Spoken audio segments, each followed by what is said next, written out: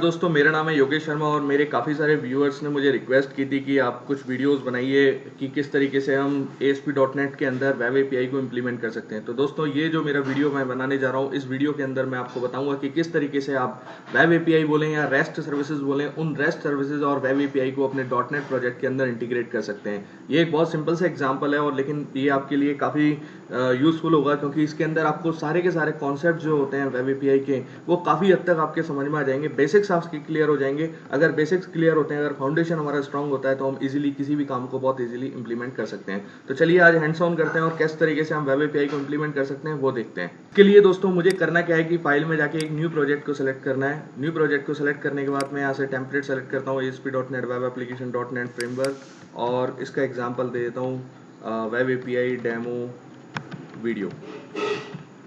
Okay, तो मैंने इसका एक नेम दे दिया और यहाँ मैं एम्प्टी टेम्पलेट को चूज़ करके, और यहाँ देखिए, मैं गौर से देखना आप कि मैं दो चीज़ों को यहाँ सेलेक्ट करने वाला हूँ, एक तो MVC और एक वेब एपीआई, क्योंकि मैं दोनों चीज़ों को अपने एक ही सिंगल प्रोजेक्ट के अंदर इंक्लूड करना चाहता हूँ। तो इसके लिए आपको इन दोनों को चेक करना पड़ेगा।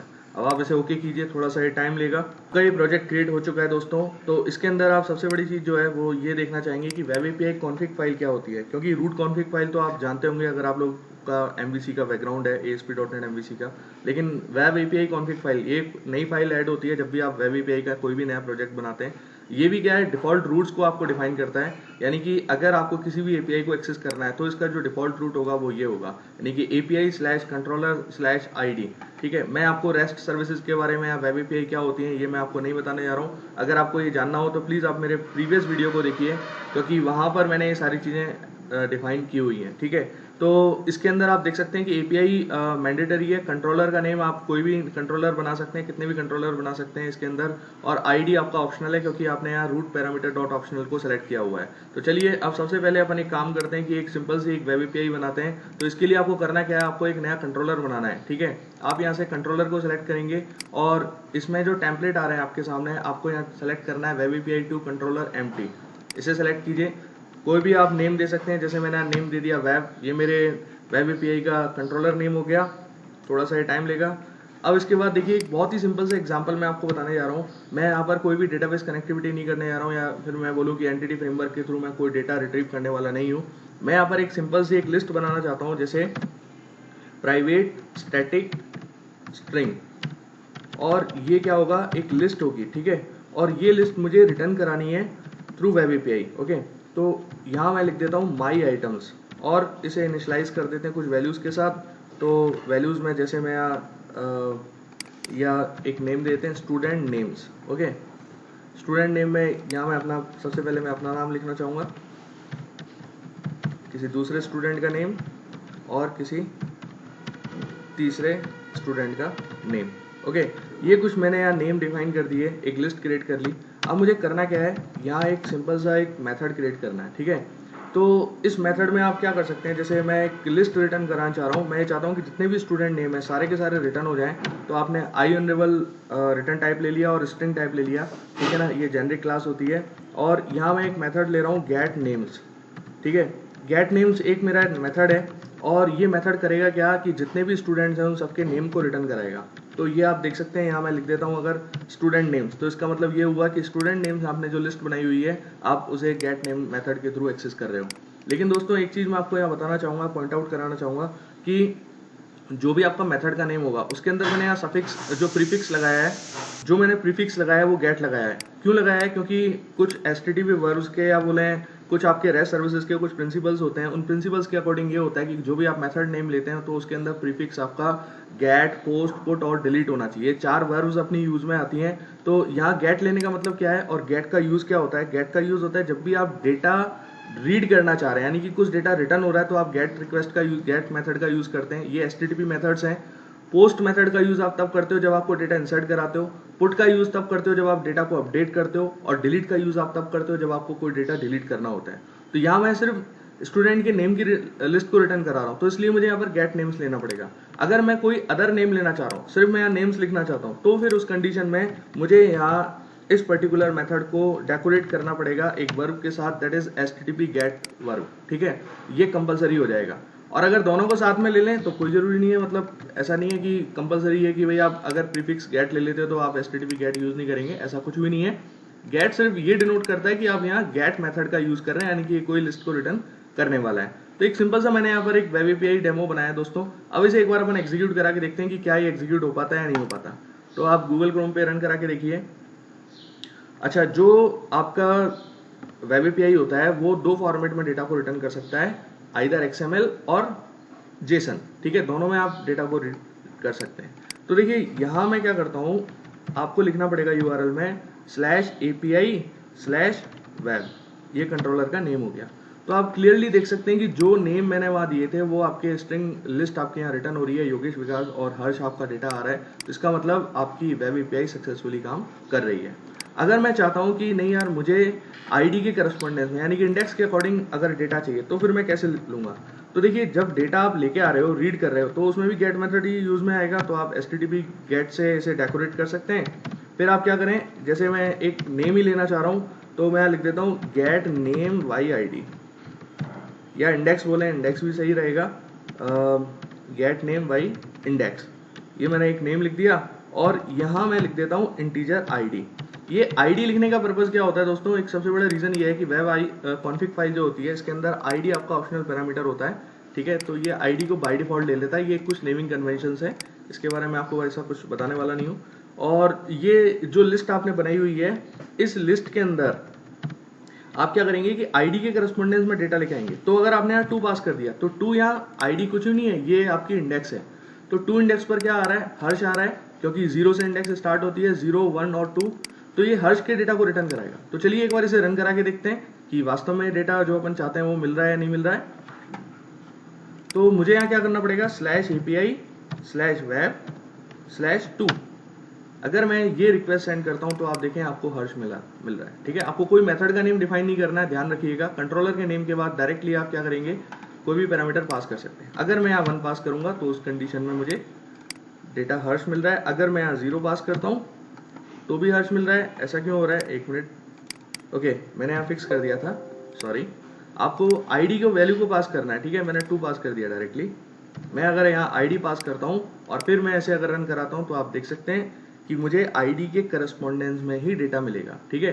तो यहाँ क्या करते हैं अपन, API/web0 अगर मैंने ये लिखा तो उस कंडीशन में मुझे 0 नंबर का जो स्ट्रिंग आइटम है वो यहाँ मिलना चाहिए। तो योगेश मुझे यहाँ मिल रहा है। तो दोस्तों इस तरीके से आप लोगों ने देखा कैसे मैं ये चीज़ ऐड कर सकता हूँ। तो चलिए अब ये तो हो गया कि वेब एपीआई आपने क्रिएट कर ली जिसमें आपने एक लिस्ट बनाई हुई है और उन लिस्ट को आप डेटा को रिटर्न करा रहे हो। अब मुझे करना क्या है, एक सिंपल सा कंट्रोलर बनाना है। MVC कंट्रोलर होगा जिसके थ्रू आप डेटा को रीड करेंगे। तो मैं अब यहाँ जो सेलेक्ट करने वाला हूँ MVC5 कंट्रोलर MT, और इसके अंदर मैं कंट्रोलर का नेम देता हूँ होम। होम के अंदर इंडेक्स व्यू है, इसे आप ऐड व्यू कीजिए, इंडेक्स को सेलेक्ट कीजिए, इंडेक्स सेलेक्ट कर लिया आपने। और यहाँ पर मैं क्या करूँगा कि jQuery का यूज़ करके और वेब एपीआई को रीड करूँगा, ठीक है। jQuery का यूज़ करना चाह रहा हूँ मैं यहाँ पर। तो सबसे पहले आपको करना क्या पड़ेगा, jQuery का रेफरेंस यहाँ देना पड़ेगा। ये jQuery का रेफरेंस दे दिया। रेफरेंस देने के बाद अब आप एक स्क्रिप्ट लिखेंगे, ठीक है। लेकिन स्क्रिप्ट लिखने से पहले आप पहले डिज़ाइन तो कर लीजिए कुछ पेज। तो मैं यहाँ क्या करता हूँ, इनपुट टाइप टेक्स्ट लिखा मैंने और इसको आईडी असाइन कर दिया txt1। ये तो मैं इसलिए ले रहा हूँ कि आईडी के करस्पॉन्डेंस में मैं डेटा को रिट्रीव करना चाहता हूँ। और इनपुट टाइप के अंदर एक मैंने बटन ले लिया और बटन के नेम में जैसे इसका नेम 1, इसका नेम 2, इसका कोई हालांकि यूज़ नहीं है यहाँ पर। आईडी इक्वल टू आपने यहाँ लिख दिया btn1, ठीक है। और गेट नेम बाई आईडी, ये मेरा बटन का टेक्स्ट हो गया, ओके।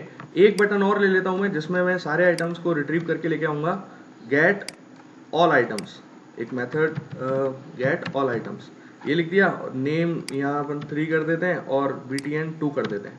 तो दोस्तों सबसे पहले आपको डेटा रिट्रीव करके लेके आना है, ठीक है। और यहाँ एक यूएल बना देता हूँ जिसके अंदर मैं डेटा को अपेंड करूँगा। तो और यूएल के अंदर आईडी दे दिया मैंने यहाँ पर, आइटम्स या नेम्स, ये मैंने ये दे दिया, ठीक है। अब आपको स्क्रिप्ट लिखनी है। तो स्क्रिप्ट में आप क्या लिखेंगे, पहले डोम ट्री आपका क्रिएट हुआ है नहीं हुआ, तो आप इसके लिए लिखेंगे document.ready। जब आपका पेज कम्प्लीटली लोड हो चुका है उसके बाद ये फंक्शन आपका एग्जीक्यूट होना चाहिए। ये लाइन ये शो करती है। फिर आपको करना क्या है, #btn2, आपको सारे आइटम्स लेके आने हैं। तो btn2 के क्लिक इवेंट पर, ओके, आप क्लिक इवेंट पर एक फंक्शन कॉल करेंगे जो फंक्शन करेगा क्या, उस वेब एपीआई को कॉल करेगा और जो वहां से डेटा आ रहा है उस डेटा को रिट्रीव करेगा। तो मैं डेटा जेसन के फॉर्मेट में चाहता हूं, तो मैं यहाँ लिखूंगा गेट जेसन। ये जेक्वेरी का मेथड होता है। अब इसके अंदर सबसे पहला जो आर्गुमेंट मांग रहा है ये वो स्ट्रिंग यूआरएल है, यानी कि कहाँ से आप डेटा रिट्रीव करेंगे। तो वो तो मैं जानता ही हूँ कि एपीआई से मैं डेटा रिट्रीव करूंगा और वेब मेरा कंट्रोलर का नेम है। दैट्स इट, हो गया काम। ठीक है, ये तो मेरा हो गया। इसके बाद ये एक फंक्शन कॉल करेगा जिसके अंदर कुछ डेटा होगा और वो डेटा मुझे यहाँ पर रीड करके लेके आना है। ओके, यहाँ पर ये ब्रैकेट और लगाना पड़ेगा आपको। तो वो डेटा अपन किस तरीके से लेके आएंगे, अब देखिए आपको यहाँ लूप लगाना पड़ेगा $.each। ठीक है, $.each के अंदर दो आर्गुमेंट पास कर दीजिए, एक तो डेटा और एक फंक्शन। फंक्शन के अंदर मैं की और वैल्यू दोनों वैल्यू पास कर रहा हूँ। ठीक है ना, मुझे की और वैल्यू दोनों चाहिए, तो इसके लिए मैं इसे यूज में ले रहा हूँ। लेकिन हालांकि ऐसा कोई रिक्वायरमेंट नहीं है इसकी, लेकिन फिर भी ले लेते हैं, कोई फर्क नहीं पड़ता इससे। और यहाँ मुझे करना क्या है, एक एल एलिमेंट को अपेंड करना है इस नेम्स के अंदर, यूएल के अंदर, क्योंकि यूएल के अंदर अपन जानते हैं कि एल एलिमेंट्स आते हैं। तो एल को आप यहाँ अटैच कर दीजिए, प्लस कॉन्करेट कर दीजिए वैल्यू को, और यहाँ एल को क्लोज कर दीजिए। ये एक सिंपल सा आपने जो जेक्वेरी का मेथड होता है वो आप यहाँ यूज में लेने आ रहे हैं, और उस मेथड का नेम है अपेंड टू। ठीक है,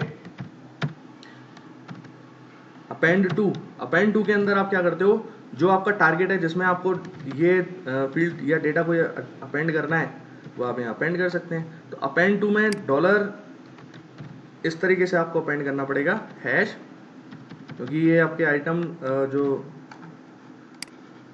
आपका यूएल एलिमेंट है, ये यूएल एलिमेंट की वो बता रहा है, तो ये आपने अपेंड टू में ये कर दिया। तो दोस्तों ये आपने इस तरीके से यहाँ बना दिया कि आपने सिर्फ एक करना क्या है, गेट जेसन मेथड का यूज करना है जिसमें आप एपीआई को कॉल कर रहे हो, और ये जो फंक्शन रिटर्न करेगा, जो डेटा रिटर्न करेगा, उस डेटा पर लूप चला के आपने डेटा यहाँ रीड कर लिया।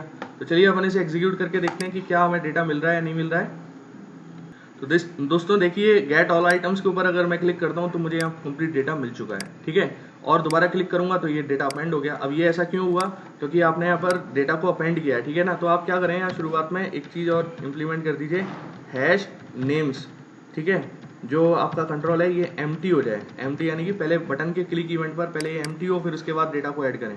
तो उससे क्या है, आसानी रहेगी और आपके डेटा मतलब प्रीवियस डेटा में अपेंड नहीं होगा। तो आप जब इसे एग्जीक्यूट करेंगे तो आप देख सकते हैं कि आपको कंप्लीट वेब एपीआई से डेटा मिल रहा है, आपकी एपीआई सक्सेसफुली काम कर रही है। ये देखिए डेटा आ गया, दोबारा क्लिक करता हूँ तो भी डेटा आ रहा है, तो डेटा आपको यहाँ सक्सेसफुली मिल रहा है। अब मुझे यहाँ दूसरा टास्क क्या परफॉर्म करना है कि मुझे आईडी के करस्पॉन्डेंस में डेटा लेके आना है। फॉर एग्जाम्पल मैं यहाँ इंडेक्स पास करता हूँ 1, तो 1 पर क्या आ रहा है, विकास आ रहा है। गेट नेम वाई आईडी करूँ तो 1 मुझे यहाँ रिट्रीव हो जाए। तो इसके लिए दोस्तों मुझे करना क्या पड़ेगा, एक मेथड जो बटन का क्लिक इवेंट है वो और मुझे यहाँ डिफाइन करना पड़ेगा। तो मैं यहाँ पर उसे लिखना चाहूँगा $हैश। वीडियो का साइज जरूर बड़ा हो रहा है, लेकिन दोस्तों ये वीडियो आपके लिए काफ़ी यूजफुल होगा, क्योंकि आजकल जो प्रोजेक्ट वगैरह बनते हैं वो वेब एपीआई के बिना तो बन ही नहीं सकते, क्योंकि आजकल हर एप्लीकेशन आपकी एंड्रॉयड पर भी होती है, iOS पे भी होती है, और इन पर डेटा को शेयर करने के लिए आपको वेब एपीआई को यूज़ में लेना ही पड़ता है या रेस्ट सर्विसेज को यूज़ में लेना ही पड़ता है। तो बटन 2 पर नहीं, बटन 1 के क्लिक इवेंट पर आपको आईडी के करस्पॉन्डेंस में लेके आना डेटा। ठीक है, तो बहुत सिंपल सा टास्क है दोस्तों। आपने यहाँ डेटा ले लिया आईडी, और जो आपका कंट्रोल है txt1, इसकी वैल्यू को उठा लीजिए जेक्वेरी के थ्रू। कितना आसान है आप देख सकते हैं, ये वैल्यू के थ्रू मैंने डेटा रिट्रीव कर लिया, $.getJSON मेथड को कॉल किया। ओके, इसके अंदर सबसे पहला काम जो होता है वो होता है URL डिफाइन करना। तो API/web/2, ये आपने 2 क्यों, 2 तो नहीं पास करेंगे अपन, ये अपन जो वैल्यू वहां से आ रही है, आईडी की वैल्यू आ रही है, उस आईडी की वैल्यू को यहाँ पास करेंगे। ठीक है, तो ये आपने यहाँ लिख दिया, और जब ये सक्सेसफुली एग्जीक्यूट हो जाएगा तो कुछ डेटा रिटर्न करेगा, और उस डेटा को आप एक अलर्ट बॉक्स के अंदर शो कर भी सकते हैं। ठीक है, तो मैं यहाँ लिख देता हूँ अलर्ट और डेटा। सिंपल सी स्ट्रिंग रिटर्न हो रही है, तो आप डायरेक्टली से प्रिंट करा सकते हो, कोई लूप वगैरह चलाने की कोई जरूरत नहीं है, क्योंकि सिंगल आइटम वहाँ पर आपका रिटर्न हो रहा है। तो चलिए इस प्रोग्राम को वापस से एग्जीक्यूट करके देखते हैं, और क्या हमें आईडी के करस्पॉन्डेंस में या इंडेक्स के करस्पॉन्डेंस में डेटा मिल रहा है नहीं मिल रहा है, ये चेक करते हैं। ठीक है, ओके, मैं यहाँ 1 पास करता हूँ, गेट नेम वाई आईडी विकास मुझे मिल गया यहाँ पर। अगर मैं यहाँ 0 पास करूंगा, get name Y ID Yogesh मिल गया मुझे। तो आप देख सकते हैं ये मेरे दोनों एपीआई काम कर रहे हैं, और वेब एपीआई की परफॉर्मेंस भी बहुत अच्छी होती है। दोस्तों अगर आपको ये सोर्स कोड चाहिए हो तो आप मैं आपको एक URL प्रोवाइड करा दूंगा, ये मेरी ऑफिशियल साइट है, आप इस साइट पे जाके भी इसे डाउनलोड कर सकते हैं। आपको कंप्लीट काफ़ी सारे वीडियो ट्यूटोरियल्स यहाँ मिलने वाले हैं वेब एपीआई के ऊपर। मैं एक सीरीज बनाने जा रहा हूँ, और WCF वगैरह और काफ़ी सारे प्रोजेक्ट और यहाँ पर हम लोग डिस्कस करेंगे। तो दोस्तों अगर आपको मेरा वीडियो पसंद आया हो तो प्लीज़ मेरे चैनल को सब्सक्राइब कीजिए और भी शेयर कीजिए, हो सकता है और भी आपके जो डेवलपर्स हों उनको भी ये पसंद आए। Thank you very much.